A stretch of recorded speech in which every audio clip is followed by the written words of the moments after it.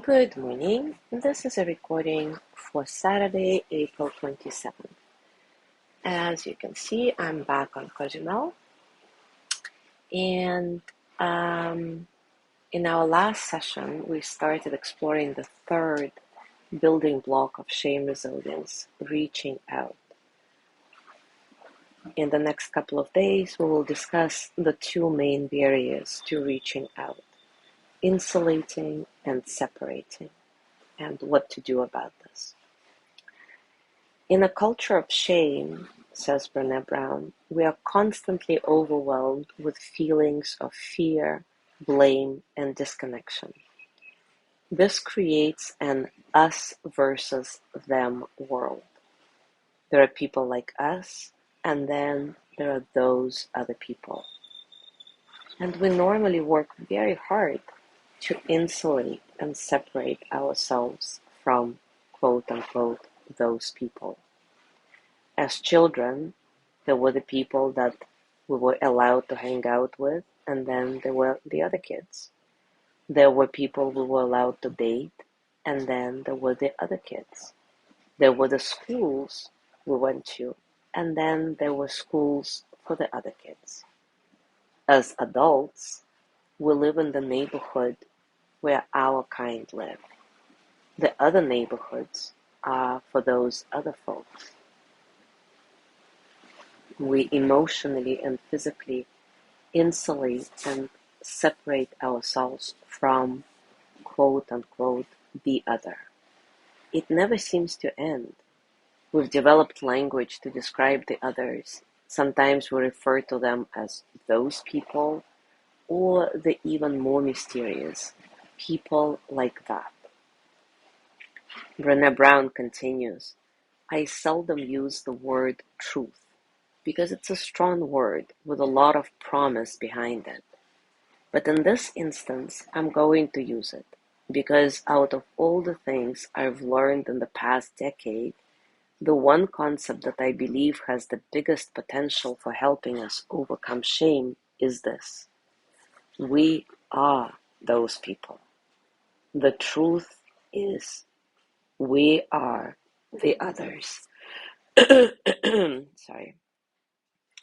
Most of us are only one paycheck, one divorce, one drug-addicted kid, one mental health diagnosis, one serious illness, one sexual assault, one drinking binge, one night of unprotected sex, or one affair away from being those people, the ones we don't trust, the ones we pity, the ones we don't let our children play with, the ones bad things happen to, the ones we don't want living next door. And this is just a short list of stigmatized issues we can all potentially experience.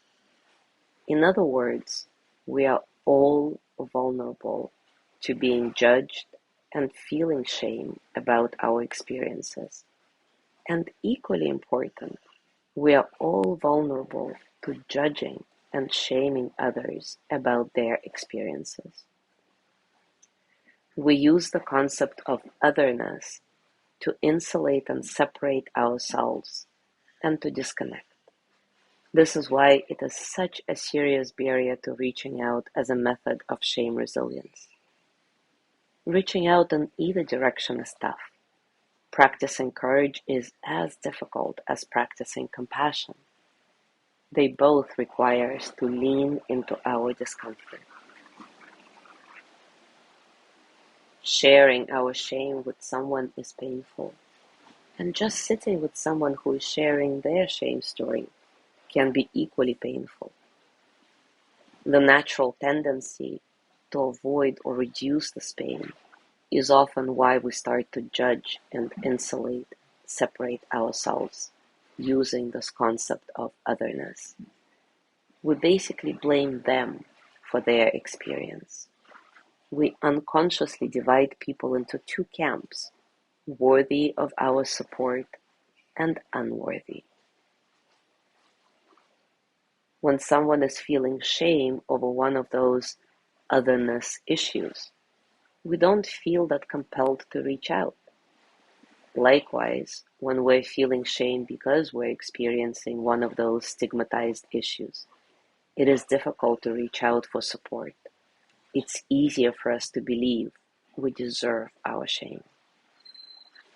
The concept of labeling people worthy or unworthy is not new, of course. If you look at the history of charity and philanthropy, going as far back as written history, those needing help have always been separated into the deserving poor or the undeserving poor. This thinking has become part of our culture. You can see it in our public policy, our neighborhoods, and in our families. It plays out on an individual level exactly like it plays out at the community level. One of the best ways I know to remind ourselves that this insulation and separation simply doesn't work, and that we're just like those others we try to insulate and separate from, is the practice of loving kindness. So today, let's do the full practice, including not only ourselves and people we love, but also all those others, neutral people who don't seemingly affect our life one way or another, people who we find challenging in some ways, and all the people on this planet, people who we don't know. Remember, we all share our basic humanity. We all have basic goodness within us, and we all have a simple wish to be happy, healthy, and live at ease. So take a comfortable position, and as always, take a few moments to settle. Settle into your body, your heart, your mind. Settle into this moment, right here, right now.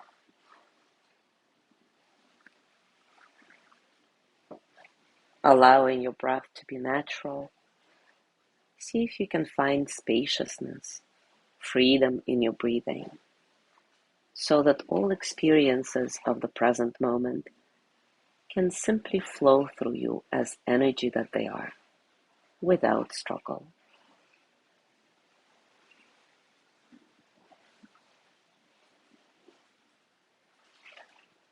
Now bring your attention to your heart center. Maybe put a hand or both hands on top of your heart, feeling the rhythm of your heartbeat, the touch of your hands on your skin. And gently start repeating after me, silently or out loud. May I be filled with loving kindness. May I be well in body and mind. May I feel loved, cared for, at ease. May I know I am enough. May I know I am never alone. May I touch deep, natural peace.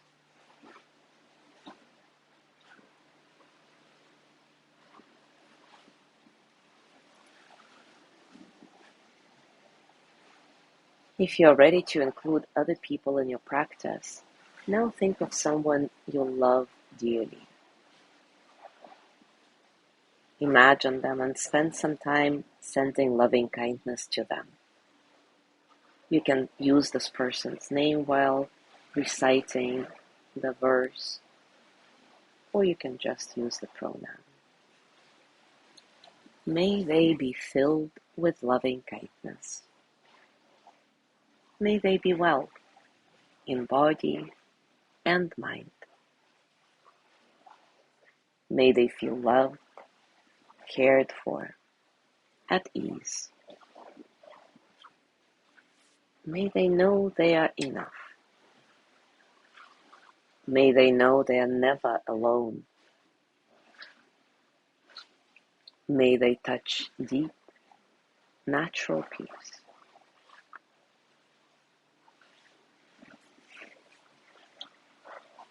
Now think of a neutral person in your life, a familiar stranger, a bank teller or cashier at your grocery store, somebody who you pass by in the street every day. You may not know their name, but you recognize their face. Send them the same thoughts of loving kindness.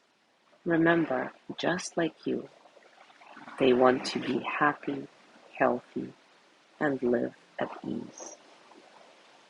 May they be filled with loving kindness.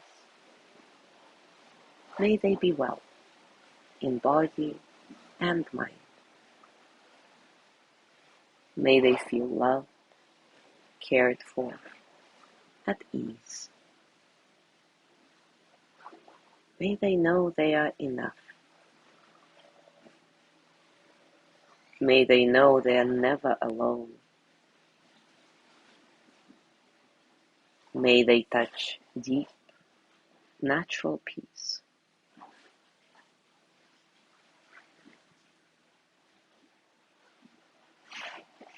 As you recite the phrases, open to whatever images and feelings arise with the words.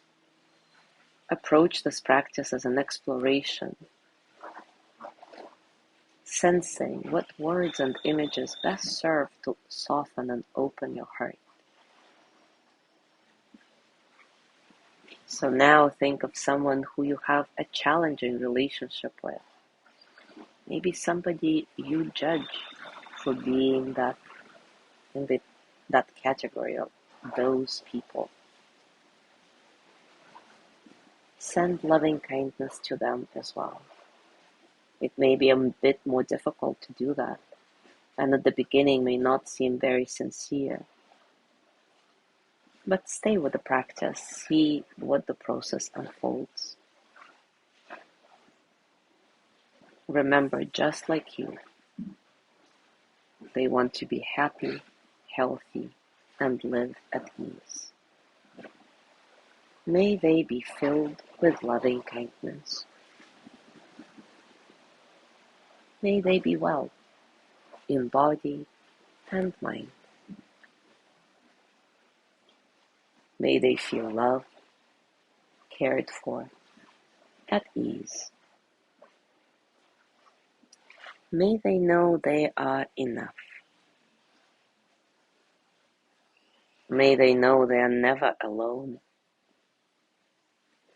May they touch deep, natural peace.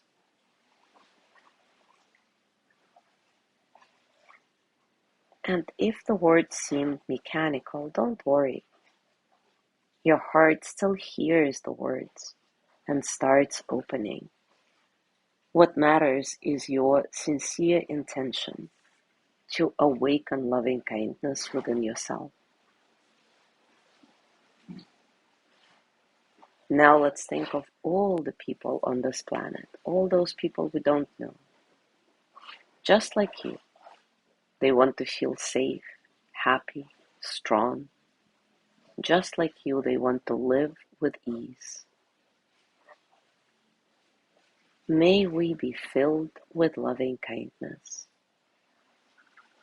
May we be well in body and mind.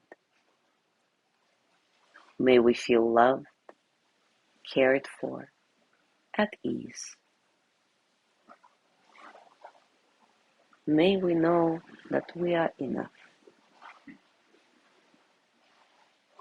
May we know we are never alone. May we touch deep, natural peace.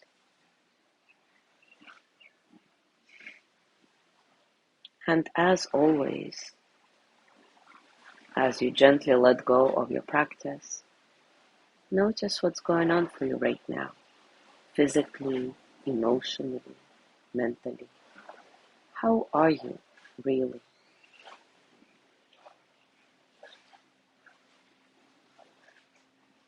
And as you go through your day to day, I want to invite you to continue with this reflection. Remember Brené Brown words. The truth is, we are the others. We are all vulnerable to being judged and feeling shame about our experiences. And we are all vulnerable to judging and shaming others about their experiences. Enjoy your discoveries as always. And as always, if you feel inspired to share your musings, your thoughts, your stories, please do so. Thank you so much for being here today. Have a gorgeous day, and I will see you tomorrow.